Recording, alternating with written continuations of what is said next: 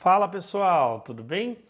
Eu sou o professor Daniel Gomes e você terá comigo uma aula de educação física sobre esportes de precisão.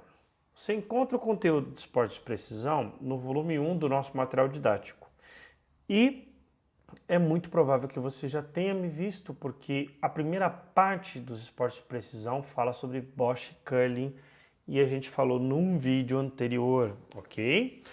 Então, se você conhecer um pouquinho de esportes de precisão através da Bosch e do Curling, você entendeu um pouquinho da, da parte do significado de esportes de precisão.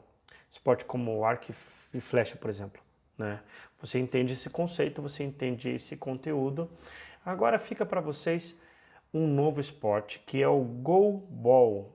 Tá? O goalball, já falando no nosso português brasileiro, né, o seu nome goalball, se escreve dessa forma aqui que a gente vê aqui na nossa tela, mas já abrasileirando o termo, tá? A gente fica com goalball. Já como o nome diz, o objetivo do jogo é fazer gol. Esse esporte, ele tem uma forma simples de se jogar. 3 contra 3, a bola ela tem que ser jogada de forma rasteira e o objetivo é fazer gol.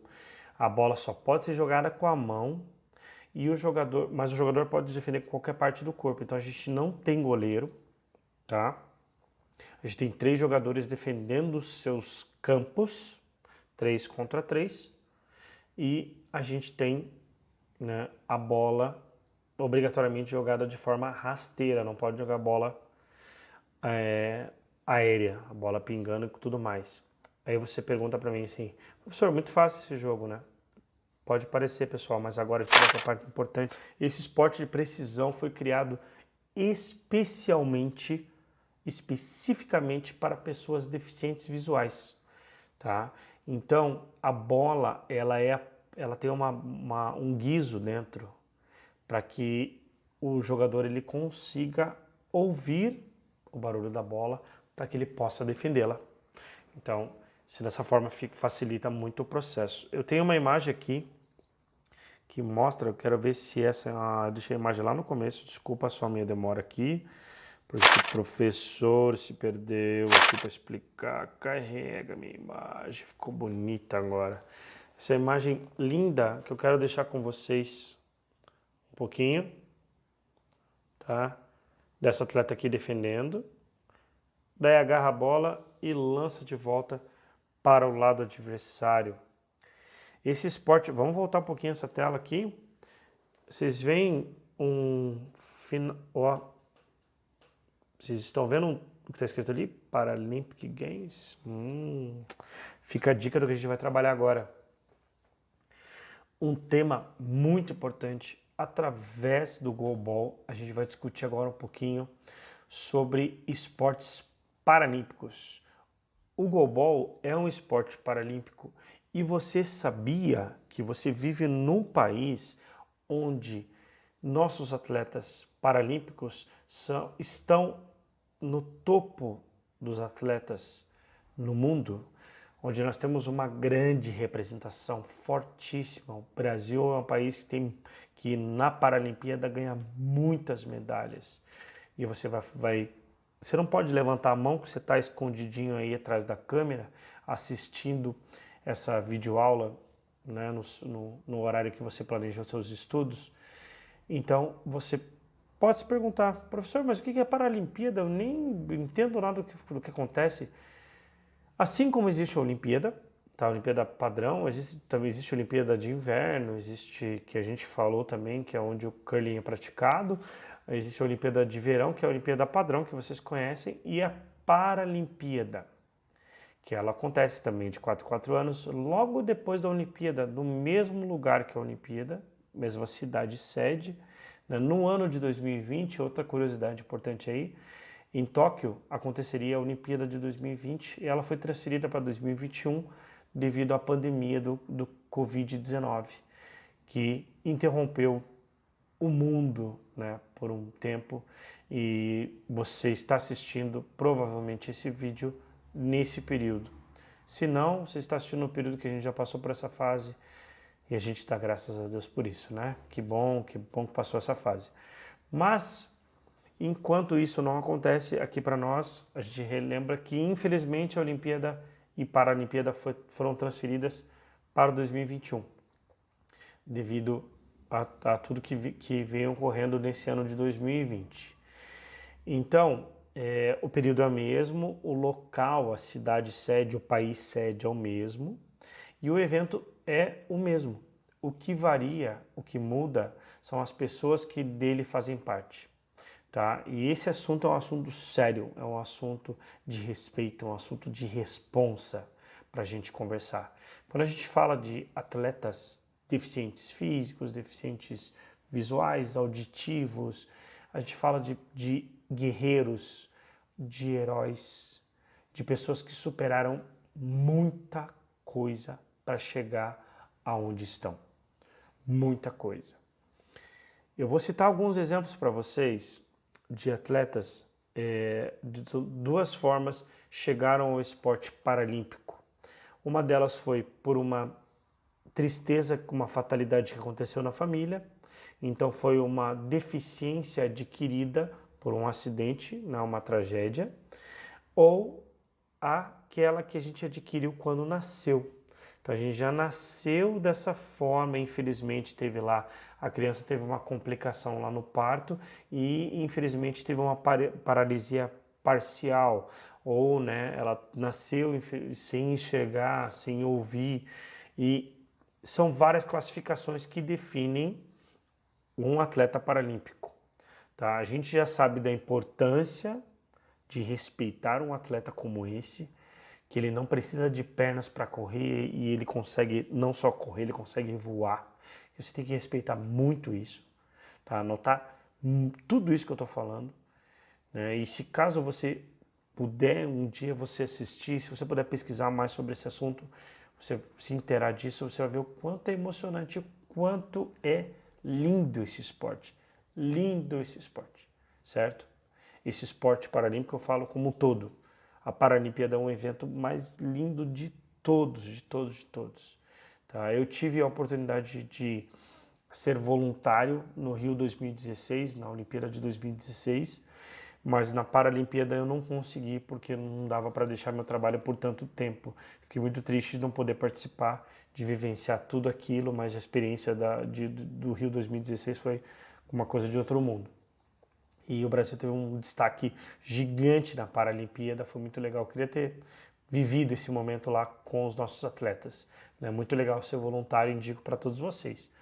Mas voltando lá a falar sobre as classificações. Quando a gente pensa no deficiente visual, por exemplo, que joga o nosso esporte, o tema dessa aula que é o goalball, a gente coloca todos os atletas na mesma classificação. Porque, por exemplo, um atleta ele pode enxergar parcialmente com o olho direito e não enxergar nada com o olho esquerdo. Então ele é classificado como deficiente visual, mas ele tem um nível de deficiência visual.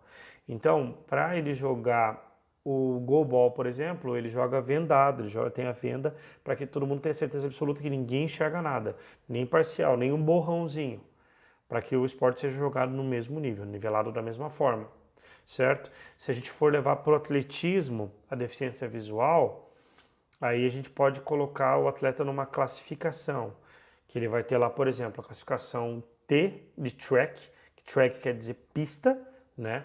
Então ele é T1, por exemplo. Eu só estou dando um exemplo figurado para você entender aí um pouquinho. Então ele só corre com atletas do mesmo nível de classificação que o dele. Ficou claro para vocês? Entenderam bem? Isso aí são formas que a gente compreende do esporte paralímpico. E até aqui eu acho que já ficou bem claro, bem rico para vocês entenderem sobre o goalball, sobre o esporte paralímpico, e a gente vai para uma parte delicada e importante, que é a inclusão social, o respeito ao deficiente na sua realidade, na sua escola, no seu bairro, na sua cidade, aonde for. A gente tem que se preocupar muito, muito, que em ver um cadeirante passando na rua, sofrendo para subir numa calçada, sofrendo para andar com a sua cadeira numa rua esburacada, né, onde as pessoas não respeitam, passam com o carro, não estão nem aí. A gente tem que intervir, a gente tem que ajudar. Você como estudante, você é que vai mudar o mundo onde os meus filhos vão viver. Né? Meus filhos são bebezinhos ainda, então você será um adulto que mudará o mundo para que eles, quando estiverem com a sua idade de hoje, né, lá daqui a 13 anos, a 12 anos, a 11 anos, eles tenham um mundo melhor para viver. Você pode cruzar na sua cidade com um atleta medalhista paralímpico brasileiro e não saber quem é essa pessoa, e é triste imaginar isso. Né? Um futuro atleta paralímpico de nível internacional que vai super bem no seu esporte, né? Um jogador de goalball que você passa assim, você não respeita ele passando, que ele tá lá com né, o deficiente visual, tá com a sua muletinha tentando andar na rua, às vezes pede ajuda. Se propõe a ajudar, se proponha, se coloque ali ao lado dele. Amigo, amiga, posso te ajudar a atravessar a rua e tudo mais? Faça a sua parte, faça o bem. E se você tem um amigo com alguma dificuldade, alguma deficiência na escola, esse assunto é delicado, é um assunto difícil, mas você está sozinho em casa. Então, se a gente fala disso na escola, às vezes um olha para o outro assim, aí o amiguinho lá, que por exemplo, ele tem deficiência auditiva, ele não escuta de um ouvido, e vocês ficam brincando com ele, pegando no pé dele na escola, na sala de aula, porque ele não escuta as coisas, vocês ficam falando besteira lá e incomodando esse amiguinho.